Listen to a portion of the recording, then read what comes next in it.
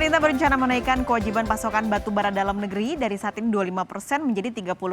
Harga batu bara dalam negeri juga akan dipatok $90 per metrik ton.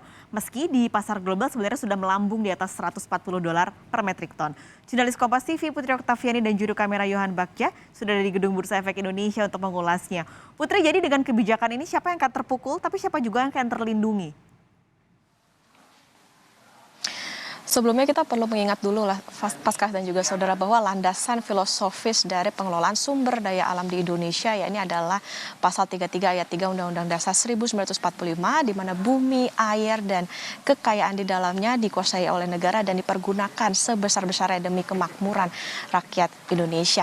Ini pula yang kalau kita lihat contoh kasusnya adalah di batu bara di mana pemerintah berencana menaikkan DMO atau Domestic Market Obligation dari 25% menjadi 30%.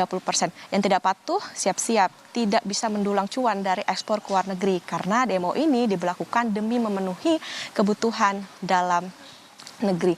Nah, Paskas dan juga saudara, kalau kita melihat rencana produksi batu bara tahun ini mencapai 663 juta metrik ton. Kalau DMO-nya 25% saja, artinya kebutuhan dari dalam negeri ini mencapai 165,75 juta metrik ton.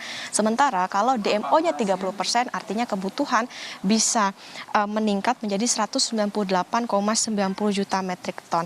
Dalam keputusan Menteri ESDM, harga DMO untuk industri yang ditetapkan yakni adalah $90 Amerika per metrik ton. Ini dikecualikan untuk industri pengolahan dan pemurnian logam. Sementara untuk kelistrikan ini tetap yakni $70 Amerika per metrik ton.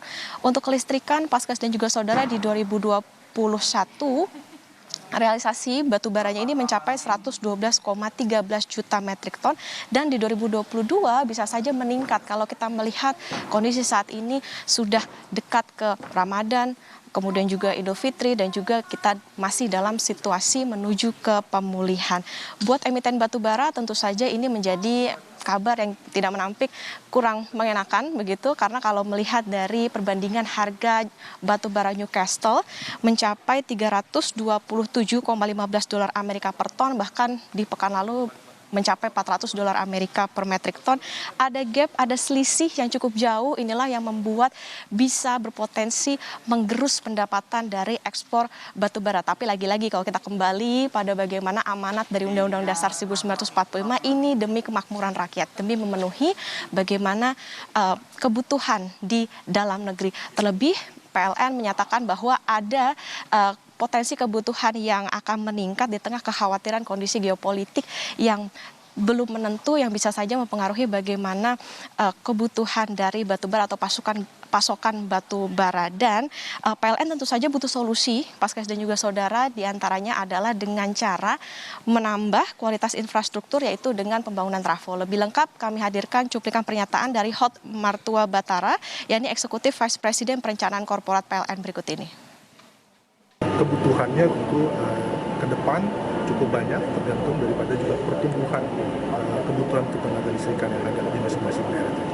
Sebenarnya trafo-trafo ini nanti digunakan di sistem PLN, baik itu nanti di gardu-gardu induk PLN gitu, untuk menyambung pelanggan-pelanggan baru, ya, disalurkan lagi ke sisi distribusi.